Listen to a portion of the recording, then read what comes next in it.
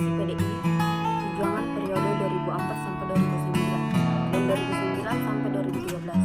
Ia juga sudah menjabat sebagai Ketua Umum Keluarga Alumni Universitas Gadjah Mada Kagama selama 2 periode, yaitu 2014 sampai 2019, 2019 sampai 2024, sekaligus Ketua Umum Persatuan Radio TV Publik Daerah seluruh Indonesia pada 21 April 2023. Ganjar Pranowo ditunjuk oleh PDIP sebagai calon presiden Indonesia 2024.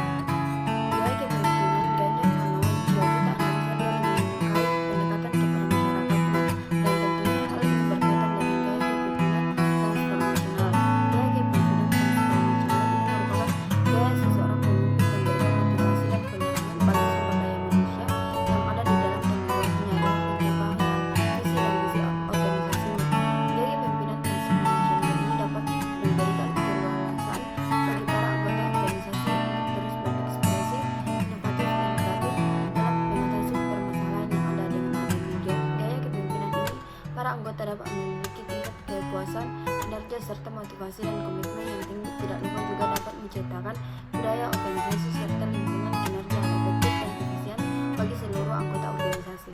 Kritikan Ganjar Pranowo, masalah korupsi. Tidak ada kasus korupsi yang terbukti secara hukum pada diri Ganjar Pranowo. Namun dalam beberapa kasus proyek-proyek pembangunan Jawa Tengah terdapat dugaan adanya praktik korupsi yang melibatkan pihak-pihak terkait dengan pemerintahan korupsi. Apresiasi Ganjar Pranowo, peningkatan kualitas pendidikan. Ganjar Pranowo gencar memperlihatkan kualitas pendidikan Jawa Tengah, mengalokasikan dana sebesar 20% dari APBD untuk pendidikan. Selain itu, ia juga mengembangkan program beasiswa dan pemberdayaan guru. Haji Prabowo Subianto Djohadikusumo lahir 17 Oktober 1951. Pada tanggal 3 Oktober 2019, Prabowo dilantik menjadi Menteri Pertahanan ke-26 Republik Indonesia dalam Kabinet Indonesia Maju untuk periode 2019 hingga 2024. Sebagai Ketua Umum Partai Gerindra, Prabowo Subianto bersama Hatta Rajasa maju sebagai calon presiden Indonesia ke-7 dalam pemilihan umum 2014. Ia mencalonkan diri sebagai presiden pada pemilihan umum presiden Indonesia 2019, berpasangan dengan Sandiaga Uno. Pada 1 Maret, Partai Gerakan Indonesia Raya tanggal 13 Agustus 2022 disentuh, Prabowo menerima pencalonan partainya untuk mencalonkan diri sebagai presiden pada pemilihan umum presiden Indonesia 2024. Gaya kepemimpinan Prabowo Subianto Djohadikusumo. Kepemimpinan yang paling dominan yang terdapat pada diri Prabowo adalah gaya kepemimpinan karismatik, gaya kepemimpinan transformasional, dan juga gaya kepemimpinan otoriter. Meskipun begitu, Prabowo juga memiliki gaya kepemimpinan yang demokratis. Kritikan Prabowo Subianto Djohadikusumo. Prabowo muncul sebagai sosok populis klasik yang melakukan penentangan total terhadap sistem yang berkuasa.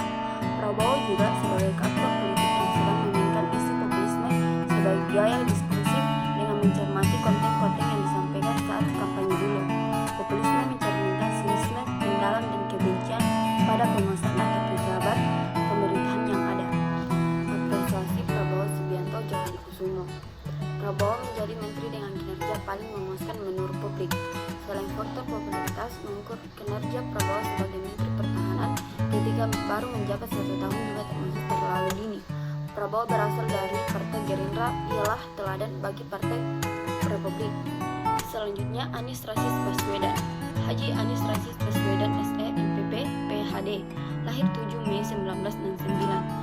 Pada bulan Oktober 2014, ia ditunjuk oleh Presiden Joko Widodo menjadi Menteri Pendidikan dan Kebudayaan pada Kabinet Kerja. Namun, dicopot 2 tahun kemudian. Anies dan Sandiaga Uno diusung oleh PKS dan Gerindra memenangkan pemilihan umum Gubernur DKI Jakarta tahun 2017, mengalahkan Basuki Cahayapurnama. Pada bulan September 2022, Anies menyatakan bahwa dirinya siap mencalonkan diri menjadi Presiden Indonesia pada pemilihan presiden tahun 2024. Ia dideklarasikan sebagai bakal calon presiden oleh Partai Nasdem pada bulan Oktober 2022, beberapa bulan sebelum tahapan pemilihan presiden secara resmi dimulai. Gaya kepemimpinan Anies Rashid Baswedan. Untuk gaya kepemimpinan beliau dapat dilihat bahwa sejatinya Anies Baswedan ini menggunakan demokratis, di mana kepemimpinan berdasarkan pada bagaimana kebijakan ataupun keputusan memimpin itu dilakukan dengan persetujuan bawahan ataupun masyarakat. Kritikan Anies Rashid Baswedan. Kinerja pemerintah yang dianggap belum optimal beberapa Beberapa kritikan juga diarahkan kepada kinerja